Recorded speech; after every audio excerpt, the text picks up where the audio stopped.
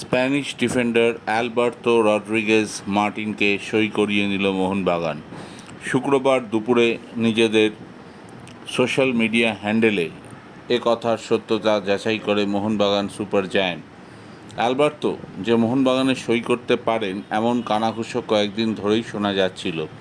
দুদিন আগেই English defender Tom অলড্রেটকে নিয়েছে সবুজ মেরুন, এবার চলে এলেন অ্যালবার্তো। 6 ফুট 3 ইঞ্চির এই ডিফেন্ডার দুর্ধর্ষ নেতৃত্ব দিতে পারেন, প্রয়োজনে ওপরে এসে গোলও করতে পারেন। ইন্দোনেশিয়ান লিগে তিনি চ্যাম্পিয়ন হয়েছেন, স্পেনের লা লিগার দ্বিতীয় ডিভিশনে খেলেছেন, কোপা ডেল রেতেও খেলেছেন। তার মধ্যে একজন লিডার খুঁজে পেয়েছেন মোহনবাগানের নতুন ম্যানেজার হোসে মলিনা। অ্যালবার্তো চলে আসার ফলে মোহনবাগানের ডিফেন্স আশা করা যায় আগের থেকে অনেক বেশি স্ট্রং হবে। ব্রেন্ডন হ্যামিলের জায়গায় তাকে নেওয়া হলো। এখন দেখার অ্যালবার্তো কত তাড়াতাড়ি কলকাতায় আসেন এবং মোহনবাগানের খেলার ধরনের সঙ্গে নিজেকে মানিয়ে নেন। ইতিমধ্যেই মোহনবাগানে কিন্তু এখনও রয়ে গিয়েছেন সাদিকু।